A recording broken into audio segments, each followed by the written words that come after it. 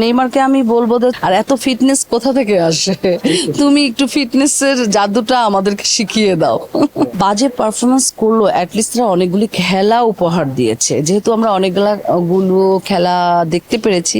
নেইমারের বিষয়টা হচ্ছে যে নেইমারের ব্যক্তি যে পার্সোনাল জীবনগুলি মাঝে মাঝে ক্যামেরাতে আসে, তো সেগুলি আমি খুব দেখি ছোট ছোট বাচ্চাগুলিকে কিভাবে তারা টেক কেয়ার করে খাওয়াচ্ছে, তার যে মেয়েটা ফুড মেক করে, সো ওগুলি আমাকে খুব ভালো লাগে। আসলে দিন শেষে যে মানুষটির ভিতর পরিবারের প্রতি ভালো লাগা ভালোবাসা থাকে, আমার মনে হয় সে একটি তার রক্তের বন্ধন হিসাবে যে মানুষটি পরিবারকে প্রাধান্য দেয়, সে ব্যক্তি হিসাবে অনেক ভালো। সেই থেকে ভালো লাগা নেইমারের প্রতি আর থাকবে।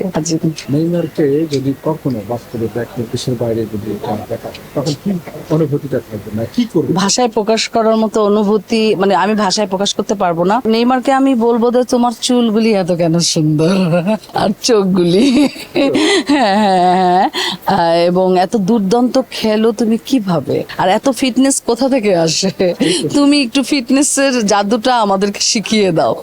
মেসির অবশ্যই সে ইন্টারন্যাশনালি যদি বলা হয় 1 নম্বর প্লেয়ার, তার পায়ে জাদু আছে। কিন্তু মেসির একটা জিনিস খুব ভালো লাগে, পুরো পৃথিবী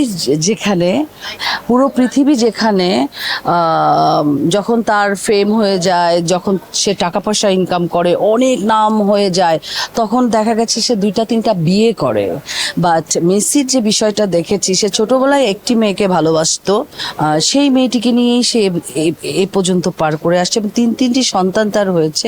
তারা কিন্তু সন্তানটা হয়ে যাওয়ার পরে বিয়েতে আবদ্ধ হয়েছে। এবং মেসি ছোটবেলায় আমরা যতদূর শুনেছি, মেসি দুরারোগ্যে আক্রান্ত ছিল, সেখান থেকে সে নিজেকে ডেভেলপ করে একজন বিশ্ববিখ্যাত ফুটবলার হয়েছে। বর্তমান সোসাইটিতে কিংবা বর্তমান জেনারেশনে যেখানে প্রেম ভালোবাসা বলতে কিচ্ছু নাই, যেখানে পরকীয়ায় সবাই আসক্ত, পরকীয়াটা একটা রোগে পরিণত হয়েছে, সেখানে মেসির মতন একজন ওয়ার্ল্ড ফেমাস প্লেয়ার একজন নারীকে নিয়ে সারাটা জীবন কাটিয়ে দিচ্ছে, এটা আমাকে মুগ্ধ করে।